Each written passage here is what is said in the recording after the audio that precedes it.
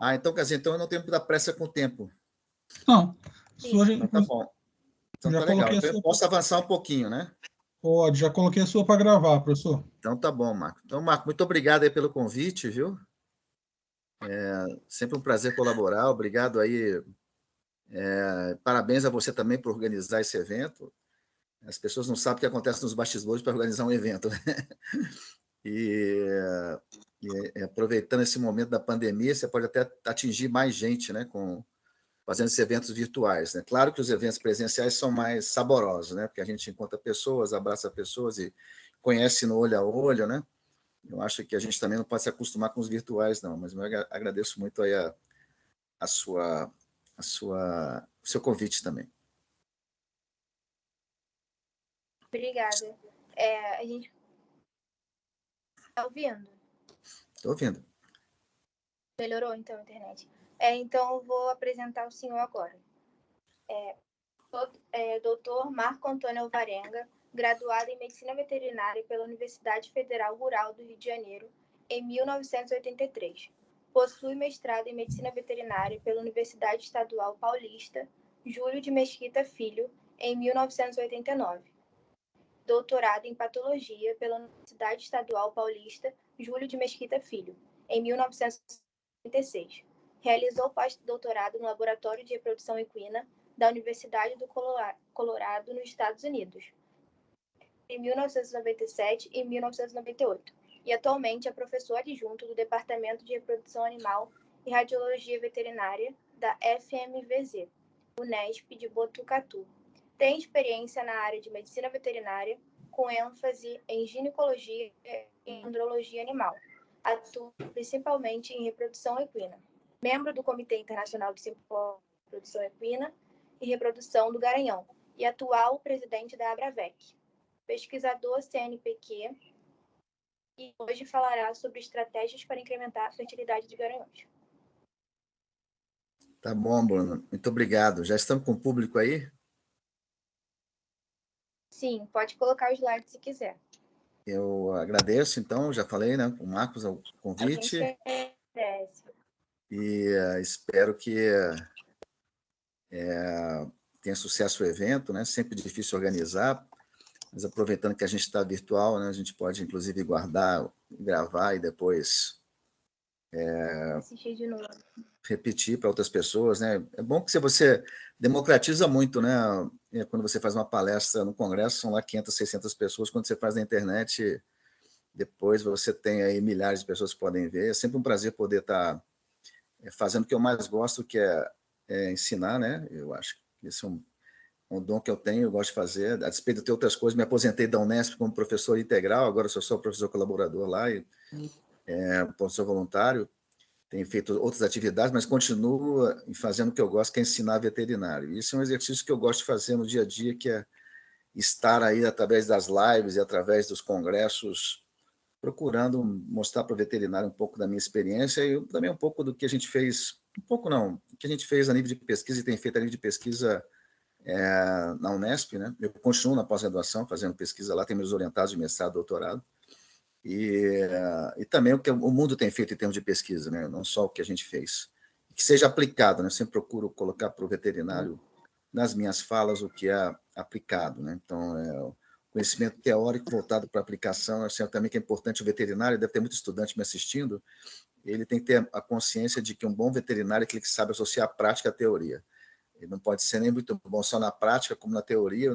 O pior é aquele que é muito bom na teoria, infelizmente. O que é excelente na teoria tem pouca prática, esse não consegue entrar no mercado. O que tem muita prática e um pouquinho de teoria já consegue entrar, mas o cara que vai ser o top, ele vai ter que vai saber associar a teoria à prática, né? Então, espero que possa, com a minha fala aqui, com a palestra de hoje, vocês possam ter algum proveito profissional, né? Na melhoria da atividade de vocês. Esse é o objetivo, né? Eu vou projetar aqui para... Eu vou sumir da tela, depois no final eu volto para as perguntas, é isso, Tá Bruna? bom, sim. Então tá bom. Então eu volto depois, moçada, vocês vão ficar me vendo aqui. Qualquer problema, vocês me avisem me avisem por WhatsApp. Bruno, me disse se a apresentação entrou ou não? Ainda não. Não? Então, peraí. Então, deixa eu voltar aqui. Alguma coisa Agora deu acho que vai aparecer. Na minha tela apareceu, mas a apresentação não. Aquela hora não, né? A apresentação tinha aparecido agora. Aí precisava só botar em tela cheia. Tá aparecendo agora o quê? A apresentação entrou ou não? Tá aparecendo a tela do Teams. Nada da Agora acho apresentação? que vai. Não, tá entrando a apresentação ou não? Sim, agora tá. Apareceu o simpósio? Sim, Agora a tela cheia, ok? agora a tela cheia, isso. Aí, qualquer dúvida, gente, vocês me dão um toque por aqui mesmo. Pode ser por aí ou pelo WhatsApp.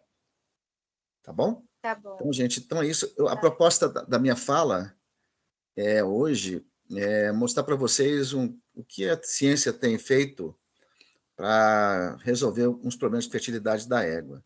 Vocês podem depois ficar tranquilos para fazer as perguntas. Eu vou deixar meu Instagram também para quem quiser depois continuar interagindo comigo, é um prazer. Mas eu já agradeci ao Marcos pelo convite, pela organização do simpósio também, a comissão organizadora, a Estácio de Sá, que é a universidade onde ele é professor. E falando de problema reprodutivo da égua, a gente não tem como fugir muito dos problemas que estão relacionados ao útero, como qualquer fêmea, né? A maioria dos animais domésticos, como a vaca, a cadela e a égua, eles têm problemas no útero porque é o útero que sofre vários desafios durante a vida, né? No caso de bovinos e mesmo da cadela, os desafios não são tão grandes quanto na égua, principalmente a égua que é doadora de embrião, porque essa égua é submetida a vários lavados e várias coberturas durante o ano, inseminação artificiais, etc., pela impossibilidade de produzir embriões, de supraovular essas fêmeas e ter vários embriões num ciclo só.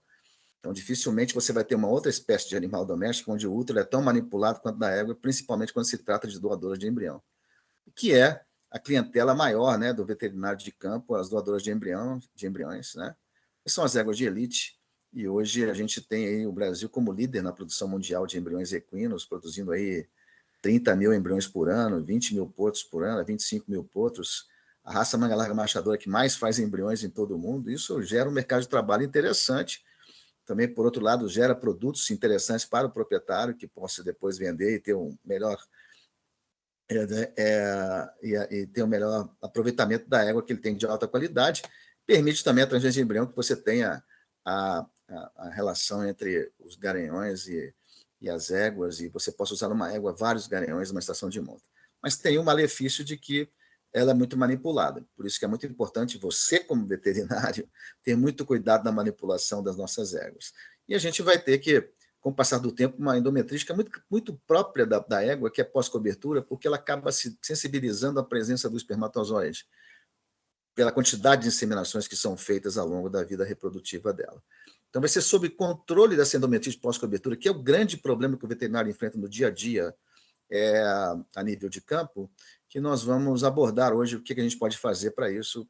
Claro, existem outros problemas, mas da dimensão maior, tanto a endometrite pós-cobertura como bacteriana. Mas eu vou me concentrar na endometrite pós-cobertura pelo tempo e pela importância que a gente tem. Recentemente, eu tenho estudado outros problemas, né, como as patologias de oviduto, que são os bloqueios de oviduto. Eu não sabia que as éguas tinham tanto problema de oviduto e de bloqueio. Então, toda vez que você tiver uma égua que ela não tem uma razão para não emprenhar ou não gestar, e o motivo seja tão indicativo, uma infecção uterina muito grave, ou outro problema qualquer, de ciclicidade, formação de fluxos hemorrágicos, está ciclando bem, não tem uma justificativa para não dar embriões, por favor, procurem aventar a possibilidade de ser um bloqueio do oviduto.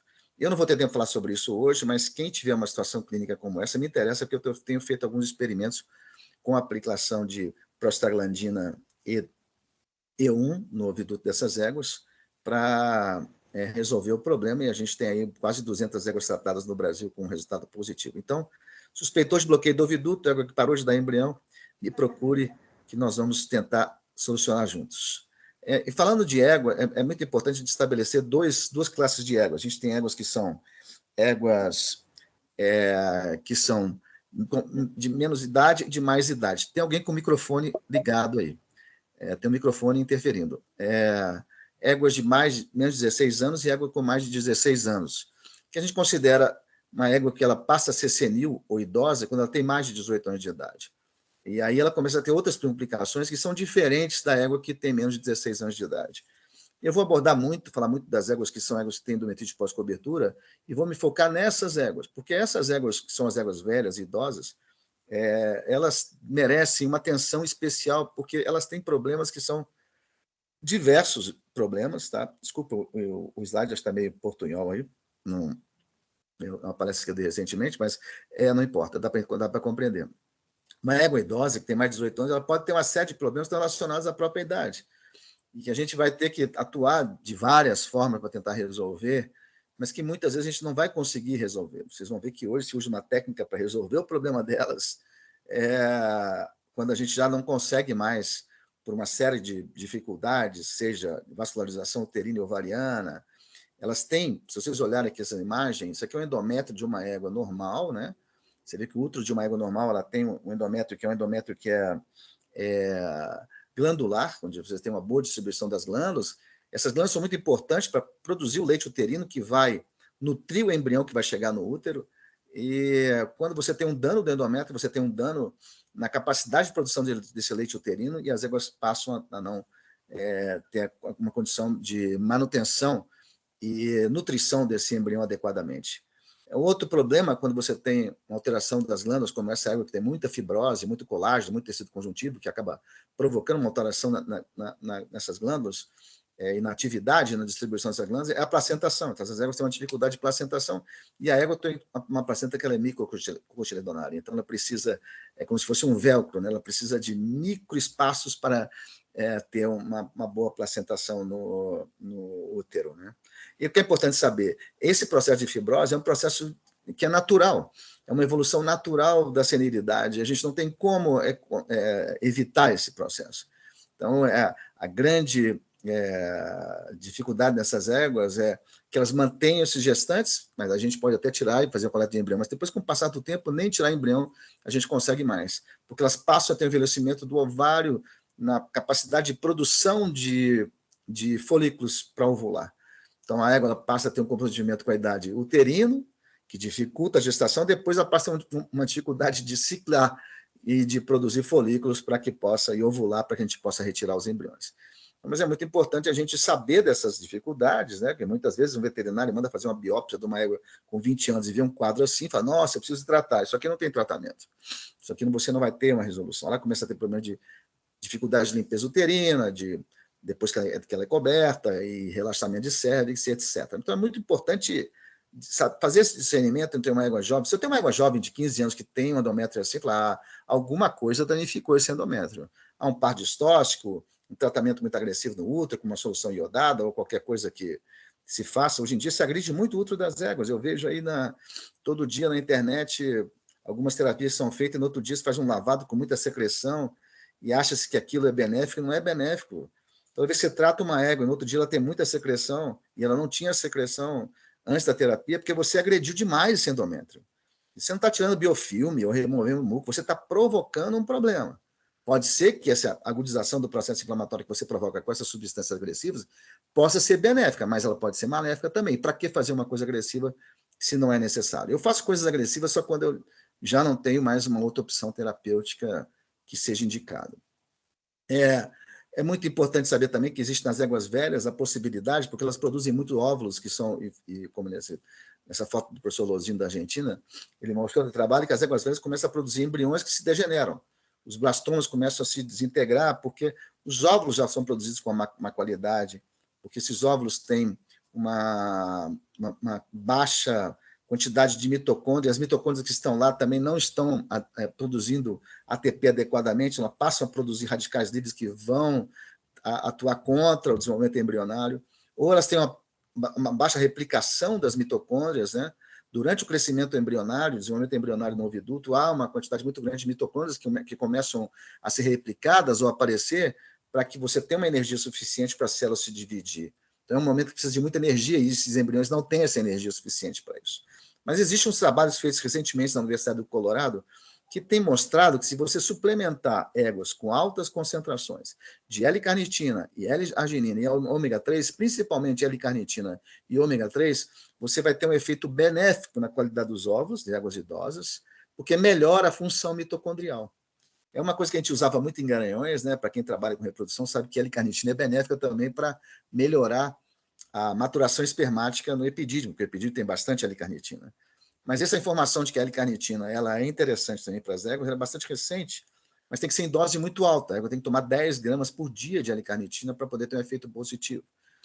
E a mesma coisa com ômega 3, 10 gramas por dia. É uma associação de aminoácidos e ômega 3, né, que é um ácido graxo, que são benéficas para o garanhão e agora passam a ser também benéficas para a égua, só que você tem que saber que o produto para garanhões não é o adequado para éguas e que tem que saber uma coisa também que é importante.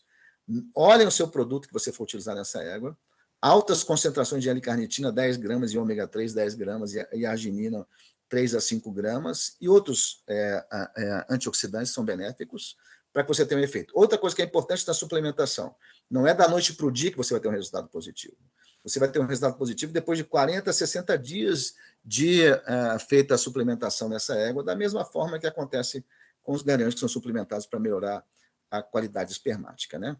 Hoje existe uma técnica que vem salvar, ou que vem, de alguma forma, tentar retirar, ter produtos de éguas onde a gente não consegue mais, onde já se foi feita a transferência de embrião, onde essas éguas não ciclam mais, onde essas éguas já desenvolveram um processo uterino que você não consegue mais controlar a infecção, o útero não consegue mais contornar os problemas todos pós-cobertura.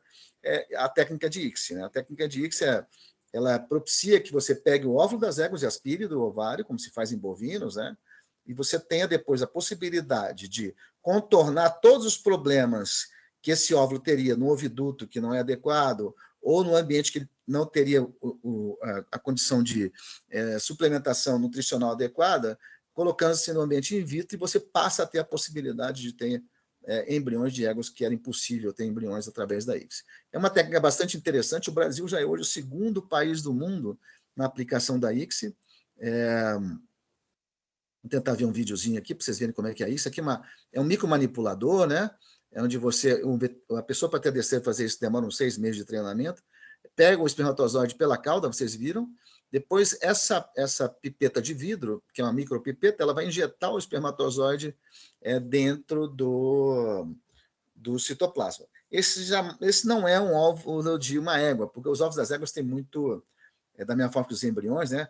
Tem muito lipídio, então eles são muito escuros. Tem uma dificuldade na ICSI do cavalo, é fazer a aplicação da ICSI e visualizar onde você está colocando o espermatozoide, porque eles têm muitos... lipídio é muito escuro. Da mesma forma que o embrião de uma égua de 6 dias, uma mórula, um blastocisto inicial também é bastante escuro. Eu vou mostrar de novo aqui para vocês verem a situação de como é. Aí vocês estão vendo o espermatozoide adentrou na pipeta. Aqui você tem uma outra pipeta maior que ela está segurando o óvulo, e aqui o espermatozoide entrando no citoplasma. Depois, você verifica se houve realmente a fecundação, e depois o cultivo é feito de uma forma muito especial, mas já é uma técnica que tem gerado bastante... segundo a Perla Fleury, que é a proprietária dessa empresa que eu vou mostrar um vídeo, que está fazendo no Brasil há mais tempo a técnica, já tem produzidos no Brasil mais de gestações, mais de mil éguas gestantes da técnica de ICSI, visando não só a éguas velhas, mas também o melhor aproveitamento de sêmen, como vocês vão ver nesse videozinho aqui. Presta atenção no vídeo. É um vídeo da In Vitro. Aí que está a doutora Perla Fleury. Coincidentemente, ela foi esposa do João Fleury, que foi o primeiro veterinário a fazer transferência de embrião e equinos no Brasil. O João, infelizmente, faleceu, mas deixou o legado aí de muita gente treinada fazendo TEA, e agora a Perla Fleury traz a inovação da ICSI também para o mundo da reprodução equina. Uma coincidência bastante interessante, e eu fico muito feliz de ver a Perla sendo pioneira na ICSI no Brasil e propiciando o uso da ICSI. Isso é muito bom, porque cria um mercado de trabalho para o veterinário também, né, onde ele vai aspirar as éguas a nível de campo. Claro, quem produz no laboratório e quem injeta é um técnico. Vocês vão ver que aí o Dr. Mark, Massari. O Dr. Mark, ele veio dos Estados Unidos, foi contratado pela In Vitro para desenvolver a técnica, já está aqui há 4, 5 anos tentando desenvolver. Aí, assim, o óvulo de equino, tá vendo? Bastante escuro. E ele é o que tem a mão aí para fazer a ICSI, ele que faz todas as ICSIs lá no laboratório da doutora da In Vitro.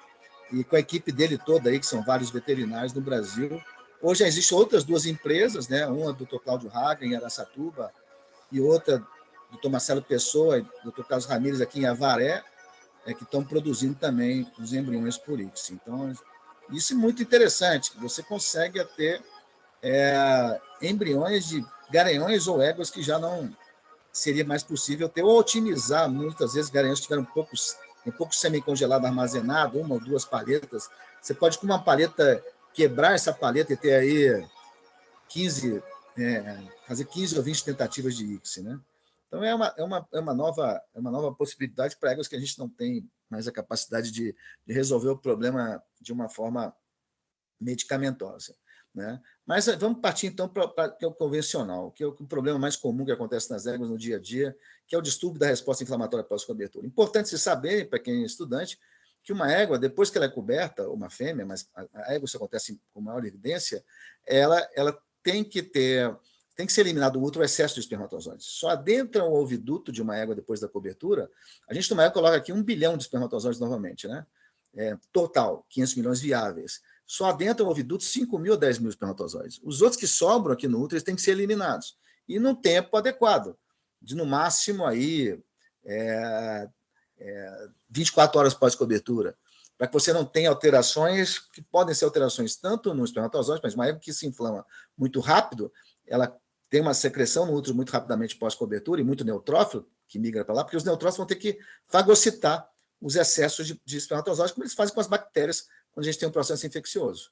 Mas esse processo inflamatório não pode acontecer antes de 6 horas, porque antes de 3 horas ou 2 horas, porque é o momento no qual os espermatozoides estão migrando para o oviduto. Então, ainda migrando. Então, nada pode acontecer durante esse momento de migração do útero para o oviduto.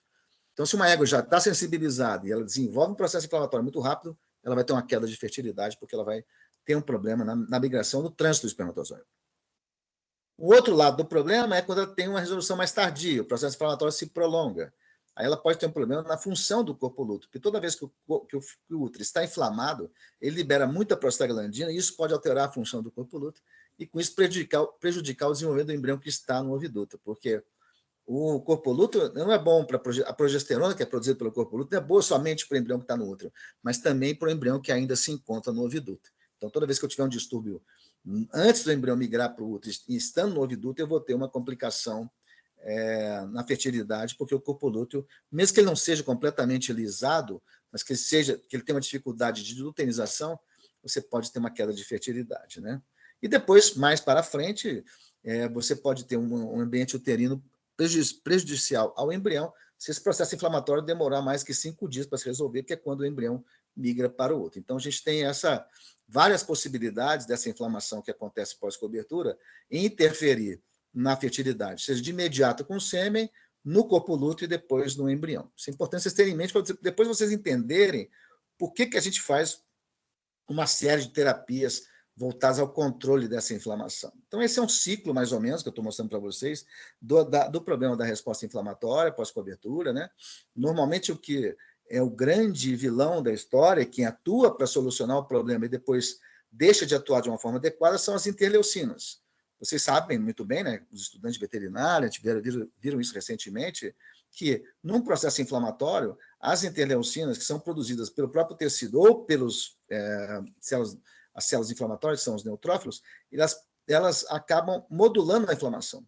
Então, existem várias interleucinas, umas que atuam chamando o neutrófilo e outras que atuam em outro momento, inibindo a ação das que são inflamatórias. Então, a gente tem interleucinas que são anti-inflamatórias e pró-inflamatórias.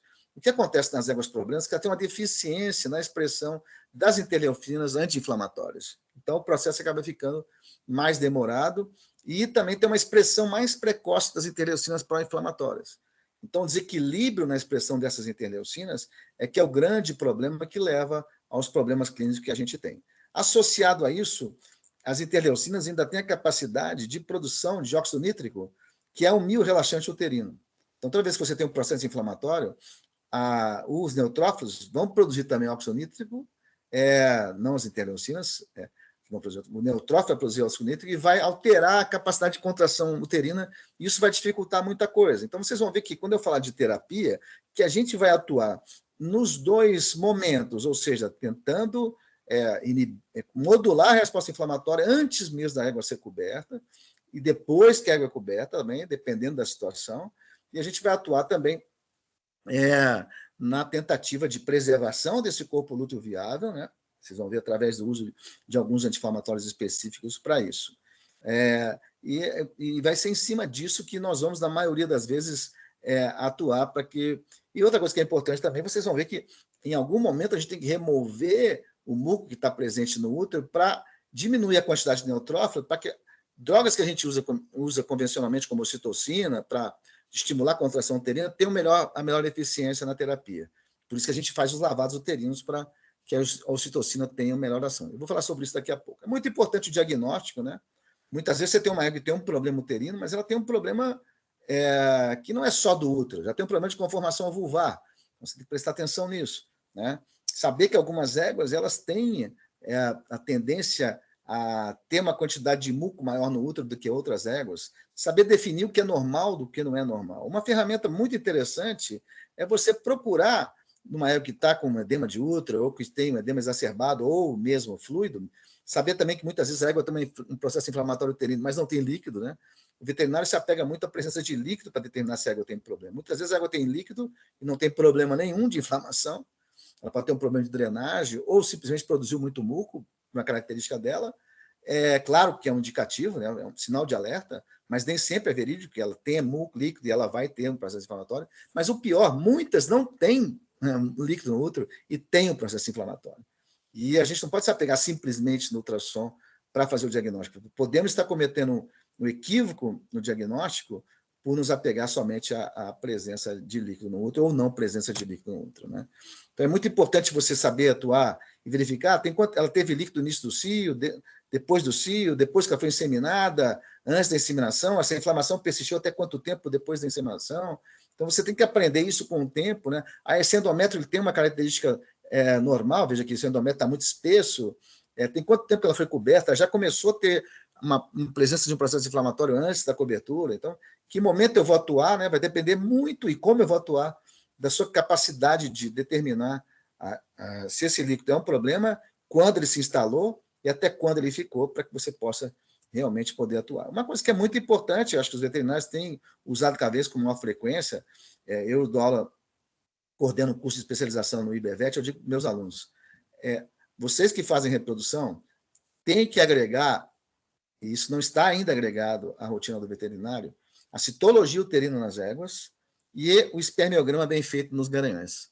São duas coisas que são muito importantes. O veterinário de cavalo ele faz muito bem várias coisas, mas ele não faz o que deveria fazer no garanhão, que é uma boa avaliação andrológica com espermiograma, um bom treinamento com isso, e saber interpretar isso, né?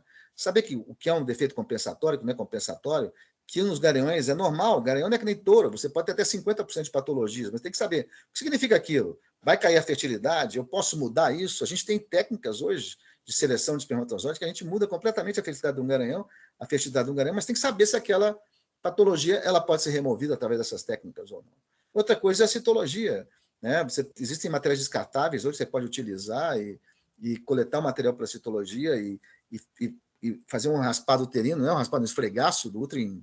Isso aqui, você faz esse exame de coleta de material até a leitura do material em meia hora no máximo, e ter uma resposta se a água tem um processo inflamatório uterino ou não, né? É importante também você saber que você pode utilizar no seu diagnóstico, aproveitar o material do seu lavado uterino. Então, você pega o lavado uterino, uma fração do lavado uterino, e você centrifuga, faz a citologia, ou pega uma fração e faz uma bacteriologia. Eu vejo que as pessoas olham, está turvo, está suja essa égua, e depois não aproveitem esse material que você está recuperando no lavado terapêutico. Claro que você não pode ter colocado nenhum desinfetante aí, para fazer a cultura. Ou se você colocou um desinfetante, pelo menos a citologia, para saber, tem neutrófilo, não tem, quanto tem, esse processo realmente é um processo inflamatório, é só uma descamação, e etc., assim por diante, né? Pode ser feito isso também do copo coletor, onde vem o embrião, né? Aqui você pode ter um embrião, mas depois você, tudo bem, coletei o embrião, fica satisfeito por isso e não toma nenhuma atitude. Pô, se você tem um lavado que está assim, no copo coletor, e você tem bastante secreção, você teria que coletar uma amostra dessa égua, ou quando ela entrar em si, pode ser também, ou então aqui de imediato, e já mandar processar o material para microbiologia, principalmente, e depois fazer um tratamento adequado nesse animal. Não simplesmente olhar para isso e falar, não, depois eu vou resolver com lavado uterino e ocitocina, não. Numa situação como essa, você vai ter que entrar com antibiótico, porque senão você não vai conseguir resolver o seu problema, né? É importante saber fazer um treinamento na leitura da citologia, né? Nesse curso de especialização do IBEVET, a gente insiste nesse treinamento com os alunos para que eles saibam fazer uma citologia bem feita, né? Eles têm que, desde saber a confecção, muitas vezes o cara é autodidata, ele não toma alguns cuidados, como, por exemplo, no exame bacteriológico, ele tem que deixar o swab em contato com o útero por 30 segundos para que haja uma coleta de material adequado. E na hora que ele fizer a citologia, ele também tem que fazer um raspado, não com a lâmina correndo assim na lâmina com a escova ginecológica. Você tem que rodar a escova ginecológica e não fazer um esfregaço, né? Depois usar um corante adequado e saber fazer a interpretação da lâmina, né? Tem que saber que os neutrófilos que a gente vai ver no útero não são como o neutrófilo que a gente vê na corrente sanguínea, todos bonitos, com citoplasma visível. Muitas vezes que a gente vai ver são neutrófilos degenerados. Então, você tem que fazer um bom treinamento visual do que o que você tem, porque outro dia mesmo recebi de uma colega um material, claro que não vou citar nomes, acho interessante até que mandem para mim por WhatsApp, tirando dúvidas, vou ter o maior prazer em resolver. Falar, professor, essa égua está com uma secreção purulenta e não tem neutrófilo nenhum na citologia. Manda para mim. Ela não estava sabendo ler, porque era um neutrófilo com uma apresentação diferente. Então, eles não são iguais, bonitos como está aqui. Eles podem ser assim. Existem várias outras apresentações do neutrófilo, né? O corante é tranquilo, você faz o panótico rápido, né? É importante, esse mesmo panótico você pode usar até para sêmen, mas de uma forma diferente. Mas é um corante barato, eficiente, e você consegue, com treinamento básico, saber fazer uma interpretação do que é normal. Isso aqui são as células endometriais, aqui é uma égua com bastante neutrófilo, aqui é muco, isso aqui também são antineutrófilos. A gente não tem muito tempo para falar sobre isso, mas se você não souber que a apresentação do neutrófilo pode ser diferente, porque ele morre no útero, aqui tem um monte de neutrófilos degenerados, né? Então você pode cair no equívoco de fazer um diagnóstico falso negativo e essa égua está positiva. Como qualquer técnica, tem que ter um treinamento para que você possa ser um bom técnico, né? Aqui é uma égua que você tem vários neutrófilos muito segmentados, e quando o veterinário se depara com essa situação, fala, aqui não tem neutrófilo, né? Porque não tá diferente. São neutrófilos muito segmentados, isso aqui está no momento agudo do processo inflamatório, né? E falando de tratamento já, o que a gente pode fazer, né? Eu acho que a limpeza uterina é muito importante, porque eu já disse, porque quando a gente tira o neutrófilo do útero, né, a gente não pode tratar uma égua que tem um conteúdo purulento assim. Muitas vezes esse conteúdo está aderido na parede, esse muco, ele não está disperso no líquido, não é um muco evidente, né? Por isso que é importante fazer a citologia. Muitas vezes vocês vão coletar o material no ultrassom, vocês vão ver pouco líquido, e quando vocês coletarem o material vai ter bastante neutrófilo. Por quê? Vocês estão vendo esse muco que está aderido na parede aqui. Não é tanta secreção em abundância, tá? É importante vocês, para remover depois esse neutrófilo, né, com os lavados uterinos. Eu até prefiro usar sempre o Ringer com lactato, tanto na pré-cobertura quanto pós-cobertura, porque a solução fisiológica ela é irritante, e é um negócio que é uma coisa que a gente não quer nesse momento, é irritar, se for principalmente pós-cobertura ou durante o diestro, jogar uma solução que é irritante no útero, você pode provocar um processo inflamatório e danificar o corpo lúteo e alterar a função do corpo lúteo. Então, lavar o útero é bom porque você tira o neutrófilo, você baixa as interleucinas, que são pró-inflamatórias, que estão aí fazendo com que o processo seja prolongado, e você retira também óxido nítrico, que é produzido pelo próprio neutrófilo. Então, a retirada dos neutrófilos que estão em abundância, aí, o lavado uterino mecânico é muito importante, inclusive para que você tenha um melhor efeito do seu antibiótico, né? Você não pode jogar antibiótico no útero que está muito inflamado, que a ação dele vai ser quase que nula, e da mesma forma, o efeito da ocitocina vai ser melhorado quando você remove os neutrófilos, porque você vai ter uma diminuição da quantidade de óxido nítrico. Como eu já disse lá atrás, o óxido nítrico produzido pelos neutrófilos provoca um relaxamento uterino e, com isso, uma dificuldade da ação da ocitocina que você está aplicando, né? Para melhorar. Então, é uma coisa bastante frequente você fazer a associação das duas coisas, lavado uterino e ocitocina, tá?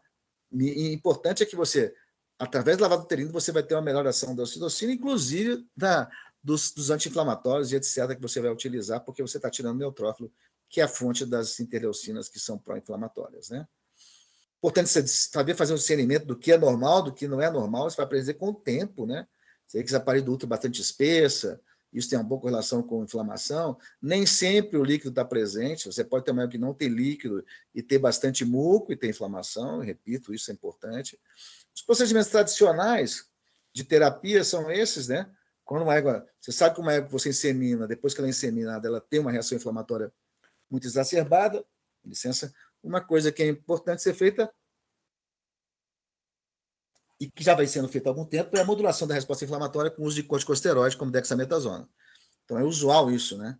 As éguas que respondem mais, muita gente mal, as pessoas já fazem corticosteroide 1 hora antes da cobertura, para que elas tenham uma reação inflamatória minimizada depois da cobertura, né?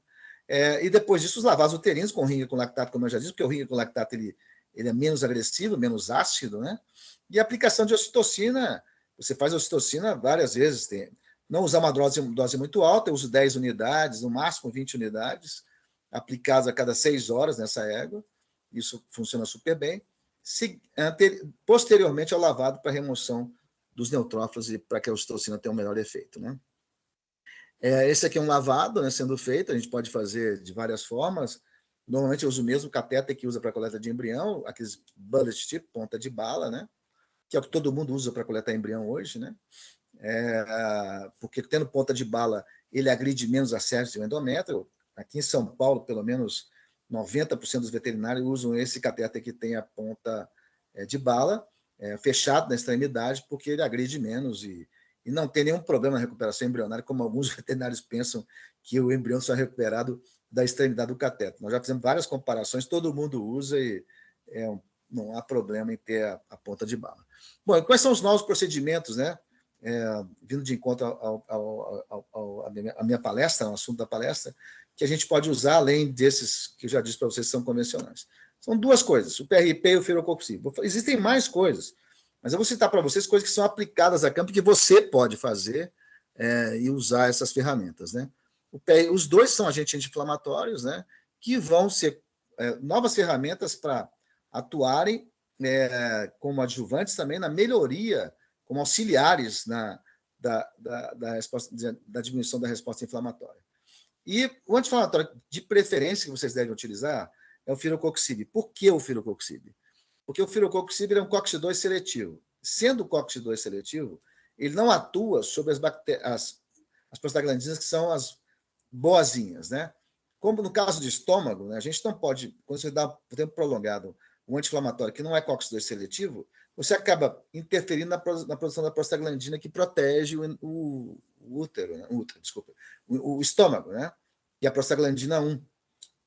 Então, você atuando contra a prostaglandina 1, você vai ter uma ação negativa na proteção estomacal, desenvolvendo um processo inflamatório, uma gastrite, quando você trata a longo prazo com um produto que não é COX-2 seletivo, que não atue somente nas prostaglandinas derivadas da COX-2. Então, no caso de reprodução, qual a prostaglandina que é importante? As que vêm da COX-1. As das COX-2 não são importantes, porque são elas que levam à inflamação, principalmente. Mas as que derivadas da COX-1, elas são prostaglandinas que vão ser importantes para que a égua ovule, né? Então, o final da ovulação acontece porque a égua produz prostaglandina no folículo, para que o folículo contraia e tenha a ovulação, o final da ovulação. A indução não, a indução você vai fazer lá com HCG, estrelina ou desorelina, o indutor de ovulação, mas quem finaliza a ovulação é a prostaglandina. Tá? Então, ela não leva à formação de folículos hemorrágicos, que é uma situação que acontece muito nessa época do ano, agora, né? As éguas que não ovulam acabam formando folículo hemorrágico. Eu vou mostrar uma imagem para vocês daqui a pouco. E outra coisa que é importante também, não interfere nas prostaglandinas que o próprio embrião produz. Não sei se vocês sabem disso, mas o embrião ele migra no útero porque ele produz prostaglandina. Né? Inclusive, eu fiz um trabalho com uma aluna minha de mestrado, mostrando realmente que quando você administra fluniximiglamine e meloxicam, os embriões param. E quando você dá o Firocoxib, os embriões não param de migrar. Depois essa palestra vai ser divulgada para vocês vão ver, mas aqui é um resumo desse trabalho que mostrou que éguas tratadas com fluoxetine, o embrião, aqui antes do tratamento, migrando no útero, vocês estão vendo aqui, né? Esse movimento a cada 5 minutos no local, então ele está se movimentando bastante aqui, e depois do tratamento eles param de migrar. Com meloxicam, a mesma coisa, pararam de migrar, estavam migrando do corpo para os córneas, etc., que ficaram parados no corno uterino, 1 hora depois do tratamento. E com o filocoxib, não, eles mantiveram a mobilidade que é esperada, saindo do corpo, corno e voltando. Do corpo uterino para os córneos e voltando. Então, esse trabalho mostrou que o filocoxib não interfere, inclusive, na migração embrionária, que pode ser um outro problema, né? E pode interferir na prenese temprana, como está aqui, que é prenese precoce, isso é em espanhol. E outra coisa que é importante é que quando você dá um anti-inflamatório que não é COX-2 seletivo, como fluoxetine ou meloxicam mesmo, você pode ter uma alta incidência de folículos anovulatórios hemorrágicos, porque falta prostaglandina. Com o filocoxib, nesse trabalho que a gente desenvolveu como orientada minha de mestrado, a IME, de Santa Catarina, nós observamos que, com a ajuda do Dr. Márcio, teórico do Carmo, aqui do Aras da Lube Breeding, que as éguas, a aplicação de filocoxib não alterou a ovulação das éguas e teve um bom efeito anti-inflamatório. De nada adianta ter um bom efeito anti-inflamatório se eu vou interferir na ovulação. Muitas vezes o que a gente vai ter uma ovulação mais demorada, nem sempre a formação de folículo hemorrágico, que pode interferir na qualidade do seu óvulo e depois na taxa de preenche. Aqui é uma égua que desenvolveu um folículo anovulatório hemorrágico, eu gosto de mostrar essa égua porque ela é uma professora, né, que aqui está o útero, sem edema ou com pouco edema. Aqui uma ovulação que aconteceu, que o folículo não aconteceu, né? O folículo não rompeu e sangrou demais, vocês estão vendo aqui, né? Então o folículo fica grande, 5 centímetros, e acaba acumulando. Então o que acontece é que esse folículo ele não rompeu, não houve a ruptura do folículo, né? Então não houve a ruptura do folículo, e não havendo a ruptura do folículo, a égua tem um sangramento muito exacerbado pós-ovulação, e esse sangue acaba ficando para dentro do folículo, como se fosse uma hemorragia interna. Isso acontece muito nessa época do ano agora, na fase de transição do inverno para a primavera, né? Porque as éguas têm um déficit de LH e um déficit na produção de prostaglandina, porque quem é folicular, quem atua melhorando, fazendo com que haja produção de prostaglandina no folículo é o LH. Então, essas éguas nessa época do ano têm baixas concentrações de LH, então elas tendo pouco LH, elas acabam tendo um problema também, uma deficiência na liberação de prostaglandina para que ovule. Então, quando você dá um anti-inflamatório que atua nessas prostaglandinas, você pode também ter um problema. Muitas vezes não visível como este, né, de um sangramento, mas pode ter um esvaziamento folicular lento e que prejudique depois a formação do embrião e a fertilidade desse óvulo, né? Aqui eu trabalho mostrando, nesse trabalho da IME, que nas éguas que antes do tratamento elas tinham uma expressão muito grande de COX-2 e depois, quando foram tratadas, basicamente desapareceu. O seu marcador é um anticorpo, né, monoclonal, para receptores para COX-2. E aqui, antes, bastante COX-2, o marrom, né, e depois do tratamento, pouca COX-2. E vem sendo utilizado, felizmente, por vários colegas, né, o filocoxib, e que reportam resultados clínicos bastante interessantes em éguas onde você precisa ter um efeito anti-inflamatório mais prolongado e pode atuar com segurança para não interferir na fertilidade. Como é que é o protocolo? A gente faz desde o dia da indução de ovulação até 2 a 5 dias pós-ovulação. Existem no mercado 2 produtos, um que é para cão, que é o Previcox, e o outro que é indicado, que é para cavalo, né, de bula para cavalo, que é o Filovete, que é a aplicação oral. Interessante que a aplicação oral tem uma absorção muito boa. Não tão rápida quanto injetável, mas quando você aplica no cavalo oral, uma dose convencional, em 1 hora ou 2 horas você já tem níveis séricos muito bons que já estão atuando. Então, você pode aplicar o oral mesmo, 1 ou 2 horas antes da cobertura. Claro que antes da cobertura a gente prefere fazer o injetável, e depois venoso. E depois a gente vai fazer o oral nos dias posteriores, que se mantém os níveis aí por 24 horas, e a absorção 2 horas depois da aplicação oral, você já tem um bom nível sérico desse produto do filocoxib em cavalos, né? De uma forma geral. Mas você pode prolongar esse tratamento até o dia da coleta de embrião, se necessário, dependendo da sua avaliação clínica. Essa égua está inflamada ainda, não está inflamada, e é bastante seguro, né? Muitos colegas têm utilizado, felizmente, com um grau de satisfação muito bom. Um outro produto, né, que eu vou falar para vocês é o PRP, que é o plasma rico em plaquetas. Todo mundo conhece o PRP de medicina esportiva, né? E agora mesmo de medicina estética, dermatologia estética em humanos. Se usa PRP injetável na face das mulheres, na tentativa de melhorar, ter mais fatores de crescimento. E o que é o PRP? O PRP é um concentrado de plaquetas. As plaquetas, todos sabem, né, atua aí no mecanismo de coagulação, de cicatrização, etc., do mecanismo de cicatrização e coagulação, mas elas têm outros fatores que são bastante interessantes, que para a medicina é bastante interessante. Tem fatores de crescimento e tem fatores que são fatores de melhoria de vascularização, até o efeito antibacteriano, né, que a gente está estudando agora. Eu não usaria para substituir o antibiótico de forma nenhuma, mas pode ser um adjuvante, um auxílio aí também no combate às bactérias. E o que as plaquetas têm dentro do citoplasma delas são os grânulos que se liberam essas substâncias. Os fatores de crescimento, as citocinas que são anti-inflamatórias, ou as interleucinas, e tem um efeito imunomodulador e reparador de tecido, que é bastante interessante, né? Quando a gente faz o PRP, a gente pega do sangue total, aqui é o sangue total, retira as hemácias, o máximo possível, os neutrófilos, e fica só com as plaquetas. A vantagem, como é que a gente consegue fazer isso? Sedimentando ou centrifugando. E por que a gente consegue fazer isso? Porque as plaquetas são mais leves do que os neutrófilos e do que as hemácias.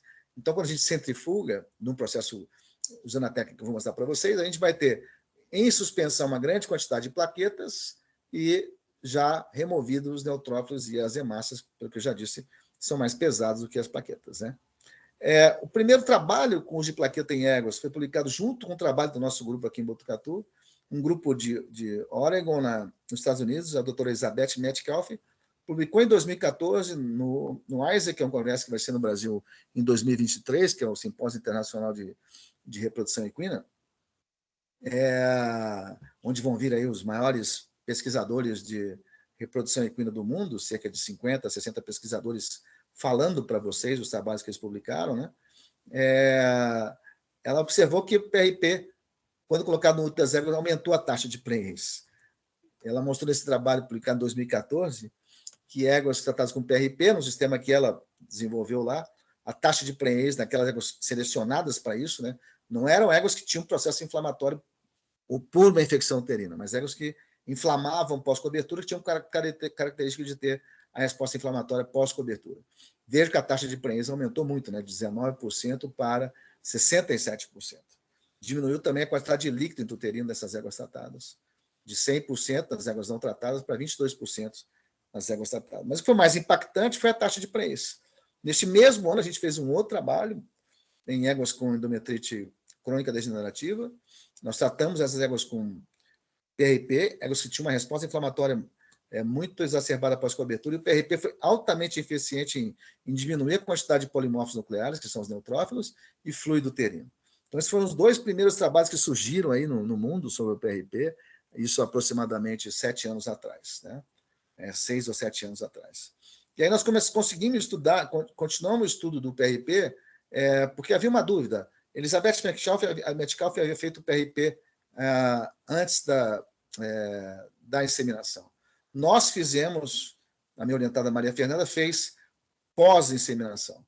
E nós procuramos, depois de estudar um trabalho de um orientado meu, que é o Lourenço Segabinazzi, de doutorado, estudar qual seria realmente, um trabalho de mestrado inicial dele, qual seria o momento adequado, pré ou pós cobertura de se utilizar o PRP. E aí, nós, para resumir a história, nós observamos que pré-inseminação diminuía com mais eficiência os neutrófilos, mas a taxa de prenhez com as éguas tratadas pré ou pós-inseminação eram similares, né? Então, mas mesmo sempre tendendo a ser melhor, tanto a resposta na diminuição da inflamação, né? Aqui a quantidade de neutrófilos nas éguas não tratadas, que deu em média 50%, e as éguas tratadas caiu para 15%, 10% a 15% pós-tratamento. Sempre uma tendência ao ser melhor pré-inseminação artificial. Mas eu pensando em outro aspecto que a gente avaliou, que foi a função do corpo lúteo pelo nível de progesterona sérica, eu aconselharia hoje as duas coisas, pré-inseminação e pós-inseminação, nos momentos que eu daqui a pouco vou mostrar para vocês, ok? E o que é mais interessante, além de diminuir a resposta inflamatória, a gente teve nessas éguas, as mesmas éguas nos 3 grupos, né? Foram 3 ciclos diferentes, um ciclo sem tratamento, um ciclo tratado pré-inseminação com PRP, outro pós-inseminação com PRP, duplicou a taxa de preenche, né? Então, você tem aqui 30% de recuperação, são a cada 10 lavados 3 embriões, aqui a cada 10 lavados 6 embriões, né? Então, isso que importa. Muitas vezes o veterinário olha e fala assim, aumentou de 30% para 60% só a taxa de preenche, vou ter que preparar o PRP, tratar essa égua, blá, blá, blá. Eu falo, meu amigo, não estou só 30% da taxa de preenche, aumentou, mas a sua chance de recuperação do embrião dobrou. Aqui você tem 3 embriões por lavada, aqui você tem 6 embriões por lavada. Então, pequenos aumentos do percentual podem fazer diferença no número absoluto de éguas gestantes. Pensem sempre nisso.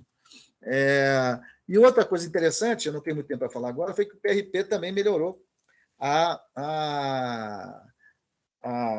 progesterona sérica dessas éguas. Então, as éguas tratadas com PRP tinham, lá com 8 dias pós-ovulação, quase que o dobro de progesterona sérica circulante do que as éguas não tratadas. Por que isso deve ter acontecido? Porque já estamos no tratamento com PRP protegendo o corpo lúteo das prostaglandinas que poderiam estar sendo liberadas quando o útero está inflamado, entendeu? Porque esse PRP ele tem uma ação muito interessante, a gente não sabe ainda determinar quanto tempo é o médio de ação, mas você sabe que pelo menos 3 dias de ação ele tem depois de uma infusão. Nunca comparei fazer só uma infusão em vez de fazer várias vezes para ver se esse PRP, mas no caso de fazer a aplicação do PRP as 2 vezes associadas, o resultado é bastante interessante. Né? Aqui são 2 situações, né? Vocês têm que aprender também a visualizar a luteólise. Né? O corpo lúteo que é ativo, ele tem uma ecogenicidade acinzentada e menor do corpo lúteo tem luteose, mas isso é só mais para lembrar que essas drogas, esses anti-inflamatórios, o PRP, o mesmo fluoroquinolocociclo, o PRP, quando aplicado pós-inseminação artificial, eles estão protegendo o corpo lúteo e isso é bastante favorável para os embriões que estão no oviduto. Lembre-se sempre disso, ok? E uma outra novidade desse trabalho do Lorenzo, que ele viu agora no doutorado, é que, além de melhorar a capacidade de produção de progesterona dos corpos lúteos, ele observou que houve uma diminuição drástica quando tratado com PRP nas éguas no número de bactérias presentes no útero. Veja aqui, ó, que 12 éguas tratadas, elas tinham Streptococcus hemolítico, 3 delas tinham antes do tratamento uma bactéria importante, Streptococcus hemolítico, Klebsiella e Streptococcus hemolíticas, as 3 éguas, e depois do tratamento, nada. A mesma coisa aconteceu no dia 8, ele coletou o material 2 dias depois da inseminação, depois de 8 dias, uma grande quantidade de bactérias, né? Das 12 éguas, 6 tinham bactérias, e as tratadas com PRP lá atrás, no cio pós-inseminação, antes da cobertura, pós-cobertura, também não tinham bactérias presentes. Mas o que eu quero deixar bem claro para vocês é o seguinte, essas éguas não tinham processo bacteriano grave. Mostra que o PRP pode ser um auxiliar no tratamento com antibióticos. Não utilizem PRP em éguas, exclusivamente PRP em éguas com infecção instalada. Tá? Repito sempre isso. Como é que a gente prepara o PRP? Existe uma limitação, é que vocês, para usar, você tem que usar como anticoagulante o citrato de sódio. Existe um problema com a aplicação de outro tipo de anticoagulante, uso de outro tipo de anticoagulante, que você pode alterar a função plaquetária, etc. Tá? Então, a gente tem que usar citrato, e o problema do citrato é que os tubos que se vende citrato no Brasil são tubos de 3, 4 ml, e no mundo inteiro é assim, esses tipo Vacutiner, né? Mas tudo bem, eles não são caros, custam, cada um deles vai custar R$1, você vai gastar 15 para preparar para uma égua, mais ou menos, né? Onde você vai ter 60 ml, para ter 30 de plasma. Normalmente eu uso 20 tubos para ter 50 ml no final de PRP para infundir nas éguas com bom volume. Eu gosto desse volume de 30 a 50 ml. E depois você vai ter fazer uma centrifugação não muito pesada para que não baixe também as plaquetas. E o protocolo eu vou mostrar para vocês daqui a pouco como é que é. Esse é um procedimento tranquilo, né? Coletou com tubo de citrato de sódio, 20 tubos, você vai ter mais ou menos 100 ml, no final você vai conseguir separar 40 ml de PRP. A gente deixa 1 hora ambiente para sedimentar, mas é uma etapa que pode ser eliminada também, porque a gente seguiu um protocolo de uma pessoa que deixa uma hora ambiente protegido da luz, num lugar nem muito quente nem muito frio, para que já comece uma ativação daquelas plaquetas e uma liberação daqueles grânulos precocemente. Mas muita gente tem feito sem deixar em repouso no isopor por 1 hora e tem tido bom resultado, mas eu não tenho uma comprovação de se isso é similar ao que a gente teve. A gente seguiu um protocolo, que foi isso. Coleta, sedimenta durante 1 hora, temperatura ambiente, depois centrifuga 200 G por 10 minutos. Tá? E existem veterinários fazendo algumas variações. Eu gosto dessas variações, que se adequam à situação dele. Tem gente que não centrifuga mais e que está fazendo direto um procedimento de sedimentação. O que é importante, se você vai sedimentar ou centrifugar, é que você aspire essa última fração aqui com muito cuidado para que você não aspire as hemácias dos neutrófilos, porque os neutrófilos estão logo acima das hemácias aqui. Mas é importante você aspirar o máximo, não precisa aspirar tudo, mas tome cuidado para não aspirar os neutrófilos. Por que tem que aspirar essa fração, essa última fração é importante? Não precisa aspirar tudo, ok? Senão vai vir neutrófilo e vai contaminar. Eu até aspiro separado. Aspiro a primeira fração eu coloco no tubo, depois essa última fração eu vou com cuidado. Se eu contaminar, eu vou centrifugar de novo. Tá?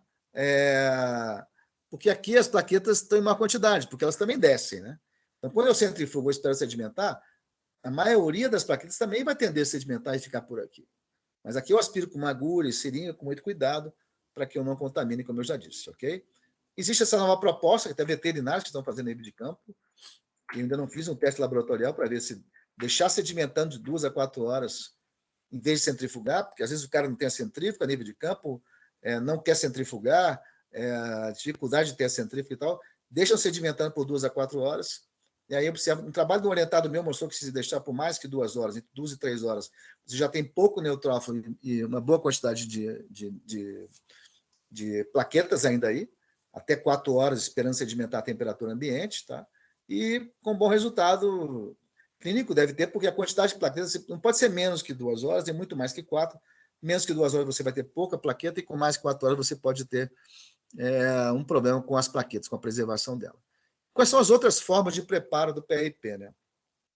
Isso são os veterinários que procuram adequar a situação dele. A primeira dificuldade, mas eu não quero usar esse tubo vacutâneo, eu não consigo encontrar, ele é caro, tem que coletar 20 tubos, eu não posso coletar num tubo de 15 ml e deixar tudo aí? Pode. Tá? Com a ajuda de alguns colegas, eu vou citar um aqui que me ajudou nisso, a gente tem conseguido evitar o uso do vacutâneo. Agora, interessante saber uma coisa, não apliquem esse PRP em articulação ou alguma alteração que não seja uterina, porque nós vamos ter nesse PRP grande chance de contaminação com neutrófilo, e hemácias que a gente não pode injetar. Então, esse PRP que eu estou preconizando aqui agora é para uso exclusivamente uterino, ok, moçada? Aí você pode comprar eu gosto desse sistema, você pode comprar essa bolsa de aspiração de coleta de sangue, que vem com CPDA, que é um citrato com glicose, tá? Destrose, se não me engano. E você, nessa bolsa de aspiração, já vem aqui 50 ml do anticoagulante. Aí você vai ter aí, nesse anticoagulante, que já vem nessa bolsa de aspiração, mas tem que ser de aspiração, bolsa de coleta de sangue com anticoagulante, tem que ser o CPDA, tá bom, gente? Que tem o citrato, com destrose, mas tem que ser o CPDA, não pode ser outro tipo de bolsa. A maioria vem com CPDA, tá? Que é a solução anticoagulante. Aí você vai tirar daqui 10 ml para cada tubo de 50 ml de centrífuga e centrifugar. Os mesmos 200 G por 10 minutos. Eu gosto de deixar um pouquinho sedimentando, que facilita depois a centrifugação. Mas você pode também deixar decantando por 2 a 3 horas e ele baixa bastante as hemácias também. Tem alguns colegas, como, por exemplo, o Júnior, o Manuel Adame, ele é um aluno da turma do IBVET agora em Indaiatuba, e ele tem feito uns testes e tal, onde ele pegou uma ideia também que é do Dr. Goretti, Rafael Goretti, de Minas Gerais. O Goretti já vem preconizando isso há algum tempo, que é colocar o pó do citrato e depois já dentro do tubo e já coletar o sangue. E nós observamos que pó direto não funciona. Você tem que pegar o pó, citrato de sódio em pó, você pode mandar manipular, o Goretti manda manipular umas cápsulas, e você já tem 1,6 gramas ali, dilui com 5 ml de ringue com lactato, tá? Antes de coletar o sangue, o pozinho, e aí você coleta o sangue e tudo bem. Se você colocar no pó direto, acontece aí que há uma hemólise e não fica legal o material coletado. Então, tem o pozinho, no sachêzinho, onde for, 1,6 gramas. Por que 1,6 gramas? Porque 1,6 gramas vai dar exatamente para 50 ml, tá? Ele vem a 3,2% aqueles do tubo vacutâneo. Você pega 5 ml disso e coloca no... diluído em 5 ml de Ringer. Só que eu vou colocar aí 10 ml também, tá? Então, aí vou ter que colocar 2 cápsulas de 1,6 gramas, diluir em 10 ml para ter 50 ml. Sempre uma relação assim, 10 ml para 40 de sangue. Tá? Ou 5 ml para 20 de sangue. Tá? O problema é que o do CPDA, ele desce muito melhor as hemácias e limpa muito melhor. O feito com citrato de pó, sódio em pó que você manda manipular, as hemácias nem sempre descem tão bem quanto se você não for centrifugar. Se você for centrifugar, tudo bem. Tá? Aqui é não centrifugado, é só resuspender decantado, né? São fotos feitas a campo pelo Manuel. Tem uma sede bonita aqui, né? E aqui centrifugado. E no centrifugado ele usou uma centrifugação maior, porque esse é bom lembrar também, tá? A gente faz aí, quando é um tubo de 50, a gente aumenta, como você aumentou o volume muitas vezes, a gente também aumenta a força de centrifugação para aí aproximadamente 400 a 300 G, tá? Para ficar com 1000 RPMs, ele falou 1000 RPM, mas assim, fica entre 300 e 400 G a força de centrifugação, um pouco aumentada do que com tubo de 15, sem prejudicar muito a recuperação das plaquetas. Então, aqui seriam, ao invés de usar 200 G, 300 G por 15 minutos, ao invés de usar 10 minutos. E com 10 minutos, ele observou que a recuperação não é tão boa. E quando é que a gente utiliza o PRP? Qual é a vantagem disso? Você já tem num tubo só, né? Ou em 2 tubos, suficiente para fazer infusão na égua. O que é importante é que, por enquanto, a gente não está usando éguas, o PRP que não seja da própria égua. E também não está congelando, mas é uma coisa que a gente está estudando e eu acho que vai ser viável no futuro. Por enquanto, a gente segue a técnica usando homólogo do próprio animal, ok? O sangue do próprio animal. Quando é que a gente aplica? A gente aplica 24 horas antes da inseminação, ou seja, na hora da indução da ovulação, você aplicou lá estrelina, ou desorelina, ou HCG, ou estrelina, ou HCG, ou desorelina, você já faz a infusão com PRP. Que essa vai ser inseminada com semi-refrigerado nas próximas 24 horas, né? Quando é semi-congelado, a gente já faz a indução da ovulação e aplica o PRP 12 horas depois da indução da ovulação. Porque senão é muito tempo. Porque quando você induz a ovulação para vai ser inseminada com semi-congelado, ela vai ser inseminada, se for com estrelina ou desorelina, ela vai ser inseminada próximo de 40 horas depois da indução. Se for HCG, 36 horas. Mas vai ser um tempo mais prolongado. Então, você induz a ovulação agora e aplica o PRP, se for para semi-congelado, depois de 12 horas da indução da ovulação. Faz novamente uma aplicação 4 horas depois e outra 24 horas depois da inseminação. Esse é o protocolo que é um protocolo bastante padrão. Mas também você pode fazer conforme a sua disponibilidade. Nem sempre o veterinário pode estar lá 4 horas depois da inseminação. E eu acho interessante preservar pelo menos o pré na indução e o 4 horas pós-inseminação. Para que você possa... Aí você tem que saber que você vai ter que inseminar essa égua de manhã, para você não ficar à noite infundindo essa égua, mas é muito importante você preservar esses 2 tratamentos para que você tenha a melhor eficiência. Mas se você não conseguir fazer só o pré, fazer só o pós, ok, não é o melhor do protocolo, mas o melhor do protocolo são esses 3 momentos. Antes, depois e 24 horas depois da aplicação do PRP. Eu diminuo o volume aqui quando faço nas 24 horas, eu não uso 50 ml, porque a égua já está no momento que a capacidade de contração uterina dela já não está tão eficiente, então eu uso nesse momento o uso de um volume menor, de 20 ml só de PRP, nas 24 horas, tá? Porque já existe uma dificuldade nas contrações uterinas para eliminar o que você coloca dentro do útero. Então, o útero já está mais contraído, a luz já está menor. Então, é um protocolo que eu uso, diminuir o volume aí, em vez de 50, 40, para 20 ou 30 ml às 24 horas depois da inseminação.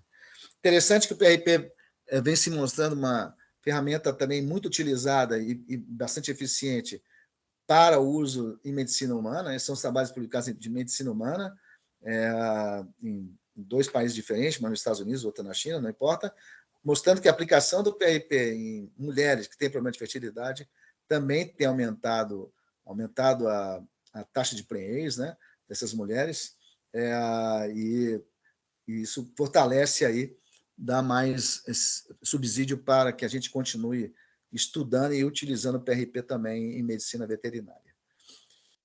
Bom, aqui fica para vocês o meu Instagram, tá? Através do Instagram, @fertilidade_equina, a gente pode ter uma interação em futuro. Agradeço muito a presença de todos, a atenção de todos, espero ter sido útil. Aqui a gente pode dar continuidade ao nosso contato, pelo menos assim, a cada 2 dias eu costumo responder as pessoas.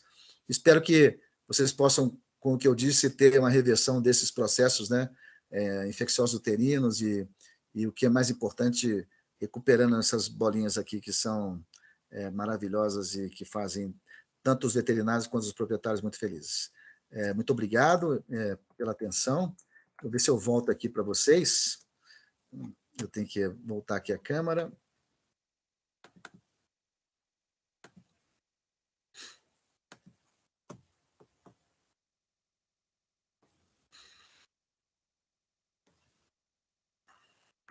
Deixa eu tentar voltar minha câmera aqui, que eu não sei qual é o problema desse sistema aqui, que a câmera não volta. Um pouquinho. Depois o outro professor me deu uma sugestão, acessar também ao mesmo tempo pelo celular e desabilitar o áudio do celular e Mas eu vou deixar... voltar aqui, quer ver? Eu acho que eu não interrompi Eu não interrompi aqui a... Ainda está o compartilhamento de tela ativo. Então, eu tenho que desativar o compartilhamento, tenho que descobrir só onde é isso. Parar de compartilhar. Lá em cima tem uma setinha para cima, tem compartilhar conteúdo. Agora apareceu. Parou de compartilhar, apareceu. Beleza. Professor, muito obrigado pela sua brilhante palestra. A gente vê a palestra e a gente acha que é só aquele momento ali, mas para chegar nesse momento são muitos e muitos, vendo muita coisa. Alguém quer fazer alguma pergunta? Tem alguma pergunta para fazer do pessoal que está aqui? Ninguém perguntou nada? No e-mail não recebi nenhuma pergunta. Vamos ver aqui agora. Então tá bom, mas depois as pessoas podem Isso também anotar no meu acontece, Instagram tá? aí, né? Mas quem quiser perguntar alguma coisa agora, pode aproveitar. Com outros palestrantes também isso aconteceu. Eu recebi e-mails depois e encaminhei para o palestrante. Com o professor Gobê, isso aconteceu. Com o Júlio, eu encaminho também, a pessoa responde. Agora deixa eu até conferir aqui a última vez. Tá bom, Marco. Mas foi um prazer aí. Vamos ver se a gente consegue depois, se possível, divulgar, né? É sempre bom poder democratizar aí, né? Porque, como você falou, né? Dá trabalho preparar e etc. Não, e para você também é uma boa, né? Porque você, muitas vezes, o horário, o pessoal de reprodução reclamou muito do horário. Marco, como é que eu vou uma palestra às 3 horas da tarde, na meio da estação de monta? Vai ser impossível. Pede do professor Marco para liberar isso depois. Não, vou liberar, pessoal, posso botar a tela no grupo e não só para acompanhar, né? Para o pessoal que eu convidei também. O Reno foi um deles que da outra vez tinha aceitado o convite e agora ele falou, Marcos, nessa época para mim é impossível. Ele está dando uma palestra, se eu não me engano, agora no CBRA, se eu não estou enganado. Ele falou, cara, para mim eu não vou conseguir fazer. E foi impossível para o Samper, porque o Samper está fora de estação, né? Exatamente. Então, para ele mas realmente Mas tá bom, eu acho que é importante isso, né, ter gravado e a gente poder depois entender a dificuldade do pessoal de reprodução e atender o pedido deles e liberar por uns dias aí. Com certeza. Tá bom, Marco? Muito obrigado, professor, então. Obrigado nada, acho que tem nosso sorteio. Tá bom. A gente tem 2 sorteios agora, tá? Dos 5 kits, dos últimos 5 kits da Botufarma, tá? Então, eu vou te pedir para o senhor me falar 5 números, na verdade 6 números, porque a gente tem também o sorteio do Abravec 2022, que vai ser agora para os que estão presentes. Bom, que ótimo. Vai sortear entre os que estão presentes os 2? Oi? Vai sortear entre os que estão presentes os 6 kits? 6. A gente pode fazer o seguinte, quem fizer uma pergunta aí, já ganha o primeiro kit. A gente tem mais 5 kits. Vamos ver se alguém faz uma pergunta. Primeiro que uma pergunta ganha o primeiro kit. Pronto, surgiram as perguntas. Então vamos lá. Primeira Professor. pergunta ganhou o kit. Quem é a primeira pergunta? Eu, professor. Quem Pode fala? falar? Pode. Professor, sobre a questão do PRP e Se sobre a apresente questão aí. da bactéria. Ó quem está falando. É o Júnior? É. Sou eu mesmo. Viu que eu te citei aí? Eu vi, professor. Diga, Júnior. Sobre a questão do PRP, das bactérias que eu não entendi. A gente pensando em bactéria, é bom usar ou não é bom usar? É sem eu bom fazer uma usar, mas cultura? não é Essa bom usar parte... viu, Júnior? Não é bom usar única e exclusivamente o PRP, foi isso que eu quis dizer. Porque no trabalho do Lourenço, ele mostrou que eliminou as bactérias, mas eram éguas que não tinham uma carga bacteriana muito grande. Eu tenho medo das pessoas falarem assim, não, agora eu vou usar para endometrite bacteriana PRP também. O que eu quis dizer foi o seguinte, até bom você perguntar, Júnior, porque a sua dúvida pode ser de muitos, agradeço a pergunta, PRP é um adjuvante. Se a égua tem endometrite bacteriana, por favor, entrem com antibiótico também. Pode ser que ele ajude, porque eu acho que essas éguas, na verdade, elas tiveram uma contaminação bacteriana depois da inseminação, entendeu, Júnior? Que a bactéria entrou e ajudou para se limitar. Então é uma coisa a mais, mas eu não usaria ele, se eu tenho uma endometrite bacteriana, exclusivamente com bactericida. Ou bacteriostático, com antibiótico, tá bom? É um prazer falar com você, obrigado, viu? Professor. Suas fotos lá. É um Aras em Minas? Porque parece uma fazenda de Minas Gerais, não? É uma fazenda Santo Antônio, chama Aras do Luar Imperial. E é em Minas, né? Em Minas, Pedralva, sul de Minas. Legal, bonito. Obrigado. E você está indo bem? Tem usado o PRP? Só dar um feedback também. A questão aquela vez o senhor arrumou para mim como é que chama aquele do aplicado de obstrução lá? Deu certo, embrião no copo. Misoprostol? Mas manda para mim isso, manda para mim o resultado. Vou te mandar. Essa que aconteceu essa semana. Entendeu? Que legal, parabéns. Parabéns você pelo diagnóstico. Eu só dei uma forcinha aí. É o que eu falei para no início. A gente... eu vi, aí a gente vai trocando uma ideia. Eu te chamo no particular depois lá. E a égua estava sem dar embrião há quanto tempo? Não, é uma potra nova. Ela tinha feito umas 10 lavados já, é tudo negativo. Aí eu entrei no ar só para fazer uma... Pode acontecer em égua jovem também.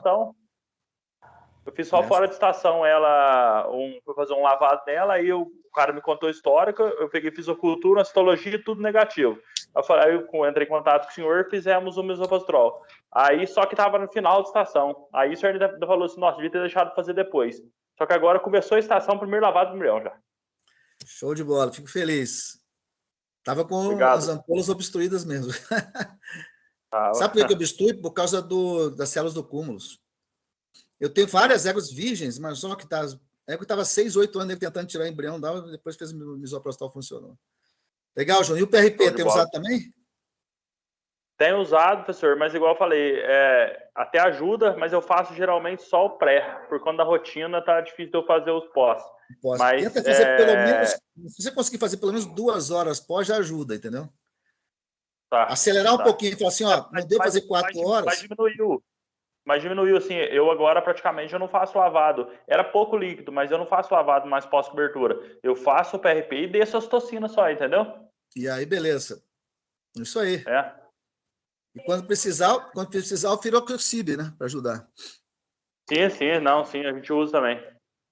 Então tá bom. Obrigado, e vai ter módulo agora essa semana ou você teve final de semana passada, após? Não, vou ter final de semana, mas eu tô aqui no hospital. Minha filha acabou de nascer. Parabéns! Olha só. Valeu. Primeiro, né? Tô aqui assistindo a aula. É a segunda, já tenho um menino, agora nasceu uma menininha. Parabéns. Como é que ela chama? Maria Gabriela. Maria Gabriela. Parabéns, viu, Júnior? Muita saúde aí pra Gabriela, Obrigado. viu? Vai ganhar um kit da Botofarma aí. Valeu, professor. Obrigado pela participação. Então ele é o primeiro que ganhou. Júnior, depois entra em contato com a gente para a gente pegar seus dados. A gente tem que pegar uns dados seus lá para fazer o envio, tá? Tem o Manuel aí que está com a mão levantada para fazer segundo kit é para a segunda pergunta, professor? Para a segunda pergunta. Vamos lá, é bom essa dinâmica. Estimula os caras, Manuel, né? Gostaram da formação. Estão comprando os caras aí. Manuel Vitor. Meio assim, com vergonha de falar e tal, né? Estou iniciando agora no mundo da reprodução, eu sou estudante do 6º período de veterinário aqui no Piauí. Piauí, que legal. Isso, no Piauí. E assim, pelo que eu tenho acompanhado, eu vi alguns veterinários fazendo uso de ozonioterapia para redução da resposta inflamatória. E a minha dúvida seria se o PRP poderia ali, juntamente com essa ozonioterapia, ter um resultado maior ou que trouxesse mais benefícios para o tratamento. Boa pergunta, Manuel. Muitas pessoas me perguntam isso. Assim, eu não tenho uma experiência com ozônio. Na verdade, os trabalhos com ozônio começaram a ser publicados agora, na literatura. Mas ele tem um bom efeito bactericida e fungicida, porque ele é usado, inclusive, em desinfecção de hospitalar e tal, né? Mas, assim, a gente tem que, a princípio, com ozônio, esperar um pouquinho os resultados experimentais para saber de forma usar no útero. Por exemplo, tem colegas que adoram, tem colegas que usaram e não tiveram um bom resultado, que inflamou mais as éguas, porque irritou. Acho que depende muito da padronização de quanto de ozônio vai ter. Mas, respondendo a sua pergunta, eu acho que a associação dos dois deve ser bastante interessante. Porque se o ozônio inflama, pode irritar, por ser um agente irritativo, o PRP pode diminuir essa inflamação. Mas as pessoas que usam ozônio não têm usado ozônio para cobrir nesse mesmo cio, tá? Tem porque ele agride mais, tem que fazer um lavado uterino depois. Pelo menos as que eu conheço, trata num ciclo e semina no outro. Então não é tanto para resposta inflamatória pós-cobertura, é mais para um processo bacteriano mesmo grave, entendeu, Manuel? Mas eu não vejo por que não associar. Eu acho interessante. E sim, professor, demais. Parabéns pela palestra aí, muito interessante. Tá bom, mano. Eu espero vê-lo presencialmente. Quem sabe você não vem para a Braveca ano que vem aqui conhecer a gente, né? Aí. O Coembrec. Coembrec é outro encontro de reprodução também. Tá bom, prazer falar com você. O Manuel ganhou também. Quem é o terceiro? Ganhou também, já está com o nome aqui na lista. Tem mais uma pergunta? Quem vai ganhar o terceiro kit aí?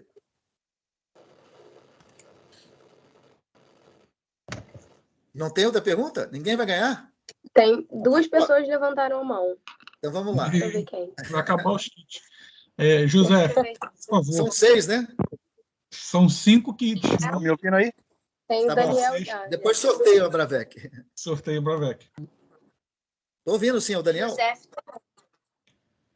Não, Quem tá- José. Olá, olá. José. Professor, tudo bem? Boa tarde, pessoal. Olá, José. Tudo bem, minha cara? dúvida é o seguinte. Da onde você A está gente, às falando? vezes, eu estou em Santa Catarina, eu sou do Rio, mas estou em Santa Catarina, estou em Rancho Queimado. Está trabalhando, está dentro do carro, né? Na casa do veterinário. Isso. Eu parei aqui no posto, botei o carro para dar uma ducha e fiquei Legal, participando cara. da reunião. Prazer em te ver. Obrigado por estar aí assistindo. A minha dúvida é o seguinte: o grande problema do veterinário de reprodução é receptora. A gente tem muito problema com receptora.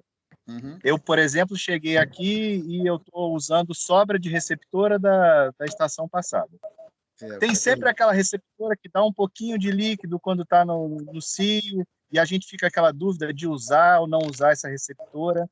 A gente pode usar o PRP nesse tipo de receptora, que ela não tem assim uma inflamação muito grande, mas que ela dá aquele líquidozinho que dá aquele receio da gente utilizar. O que a gente pode fazer nesse caso? Eu acho interessante, porque quando tem pouco líquido, é um sinal de alerta. Quando a gente sabe que tem pouco líquido, ela já demonstra que ela tem algum problema, alguma predisposição a inflamar, entendeu?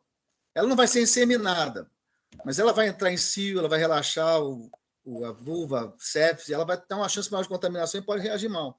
Eu diria para você o seguinte: se você tem certeza que não tem muito neutrófilo aí, José, eu faria o PRP. Porque, inclusive, eu não mostrei um dado agora, que tem um trabalho feito em PRP em vacas, que o PRP é melhor receptor para progesterona e aumenta a taxa de prensa.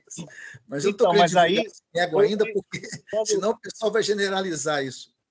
Mas eu acho que é uma tentativa válida. Eu faria para você, a primeira coisa que eu faria nessas éguas, para você não estar jogando embrião fora, faz pelo menos a citologia. Se tiver neutrófilo muito, aí você vai ter que... Se tiver pouco, o PRP vai. Se tiver muito neutrófilo, aí você ou não usa ou trata de uma forma muito radical. Agora, citologia é a alma do negócio. Agora, tem que estar no cio. E não adianta fazer em anexo também, viu, José? Sim. Uma época que você não sabe se ela está em anexo, aí você aplica estrógeno 2 dias e coleta o material. Mas a citologia vai ser uma coisa interessante. Vende o aparelho E qual descartável. protocolo a gente poderia usar nessa receptora predisposta para o PRP? Pode ser. Aí eu faria até vários dias. Você pode fazer na receptora primeiro dia de cio, terceiro dia de cio. Aí, como não tem cobertura, entendeu, José? Tudo antes, porque ela não vai ser agredida mesmo. Eu faria primeiro, terceiro e quinto dia de cio. Cada 2 dias no cio, entendeu? Porque como ela não vai ter agressão, a égua que é coberta, a gente vai fazer pós-cobertura para modular a resposta inflamatória que vem da cobertura. Mas nessa égua, não. Na do receptora, não. E sorte aí. Obrigado. E outra coisa que é interessante, depois que você transferir o embrião para dar uma... Se ela tiver uma inflamação presente, é o firocoxib, né? Sim. Aí você pode fazer vários dias, inclusive, pós-transferência, na tentativa de melhorar essa condição. Tá bom, José? Entendi, obrigado. Trabalho aí. Obrigado. Professor, Tem pode mais falar, um. Letícia, pode ir lá. Tem mais um, Manuel Vitor. Não, Manuel Vitor já foi. Daniel Lima. Perguntou, Daniel. Vamos fazer mais um só para o Daniel, que eu preciso sair também, e a gente depois faz o sorteio. Tá. Daniel, Opa. cadê você? Boa tarde, professor. Boa tarde, gente. Daniel. Boa tarde. Não estou te vendo, Professor, não. Professor, eu queria saber o seguinte. Você dá Com onde, relação Daniel? Sou de Brasília. Prazer. Prazer. Com relação a éguas mais velhas, né, que a gente sabe que tem predisposição ao folículo anovulatório hemorrágico.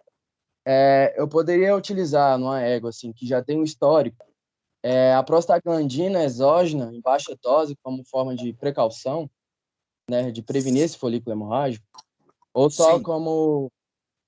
Sim. O duro Daniel, é uma tentativa, tá? Porque como a prostaglandina aqui está faltando, e por isso você acaba formando folículo hemorrágico, é saber o momento. Né? Você tem que saber jogar com a regra da seguinte forma: você induz a ovulação agora.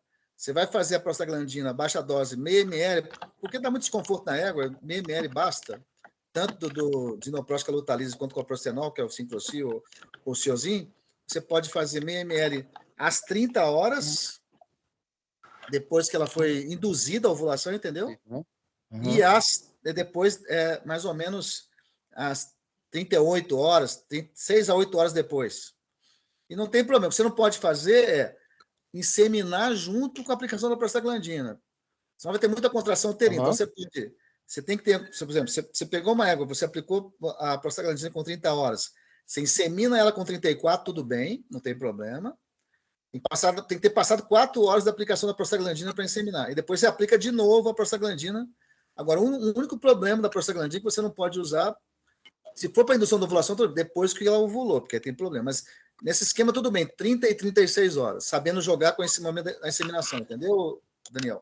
Entendi sim. Agora, uma coisa que eu aconselho você fazer, que funciona bem também, é associar isso à domperidona ou ao supiride, que é melhor, que aumenta receptor no endométrio, no folículo para LH e FSH. Então, eu aconselharia você fazer duas coisas. Primeiro, quando entrar em si, você começa a fazer domperidona, 1 miligrama por quilo. Porque é difícil encontrar... Tem no Brasil, se você encontrar supirida oral, chama Equilide, uso humano, você pode usar também, 1 miligrama por quilo também, desde o início do cio. Aumenta receptor para LH e FSH. E na hora da indução da ovulação, você associa as duas coisas, HCG e o GNRH, estrelina ou desorelina. É isso que eu ia perguntar, se associava também. Associar os dois. Qual GNRH que você usa normalmente? Desorelina mesmo. Então, aí você faz a desorelina junto com o HCG. A dose cheia da desorelina, que é o sincrorelin, vai dar lá 3 ml, e o HCG você vai fazer 1.000 a 1.500 unidades, basta. Entendi. Para indução. Tá. Espero que funcione. Agora, tem que ter uma coisa. Égua que desenvolve muito folículo anovulatório hemorrágico não é por causa da idade, muitas vezes. Ela não tem laminite, não é muito gorda, não, né? Não. Pode ser uma disfunção metabólica também, mas a égua tem que ser obesa, tem que ter indicações disso. Há quanto tempo tem que ela não ovula? Bem. Não, geralmente é sempre no período de transição. Quando entra no período de transição, né? Sempre vem, depois passa. Então tá bom, e depois assim, no de transição de outono de novo. Então, é normal. Para evitar, você pode fazer, se ela está repetindo muito, isso é legal. Agora, se ela está ovulando durante a gestação, não é um problema metabólico, isso já é bom.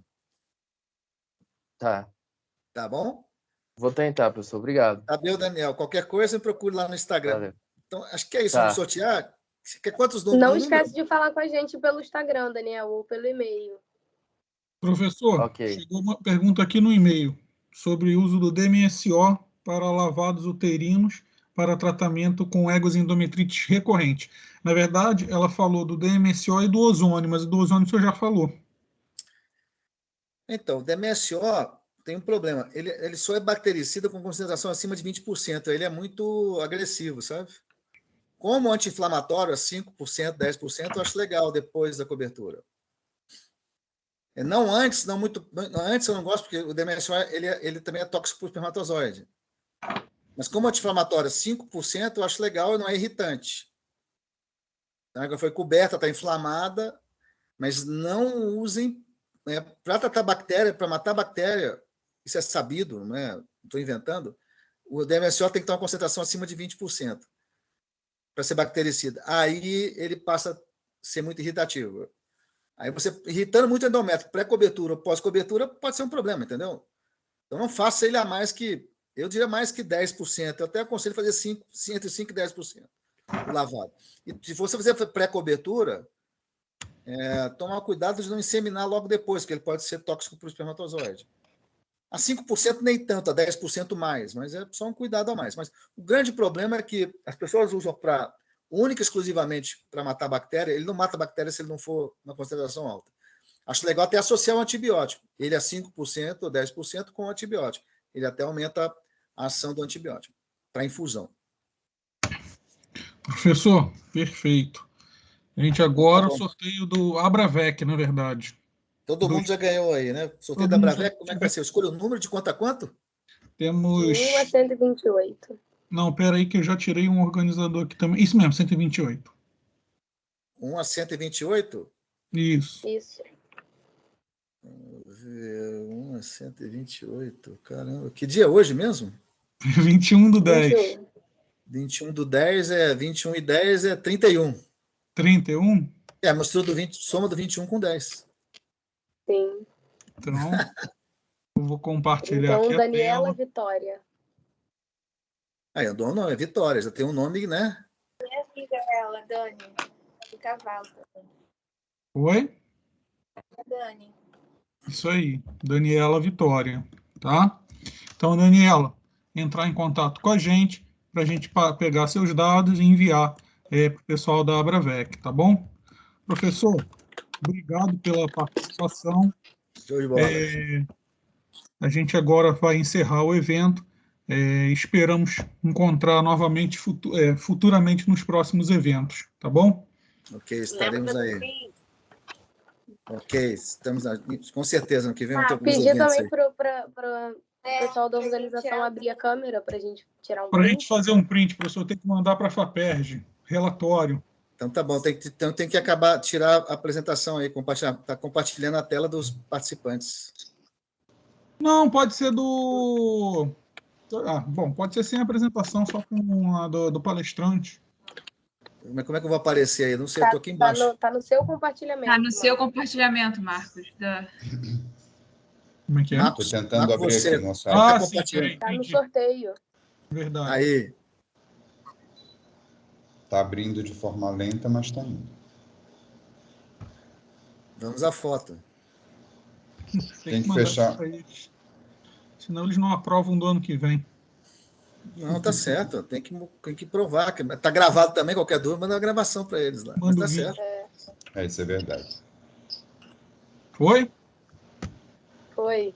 Tem gente que está cortada a cabeça aqui. Eu tirei no celular, mas completo.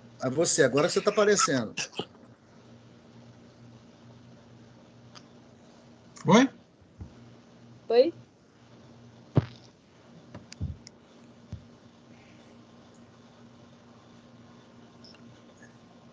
Já foi, gente. Obrigada. Obrigada. Então tá bom. Obrigada. Marco, para de gravar, senão vai ficar gravando esse negócio aí. Verdade, vai ficar o resto da vida aqui.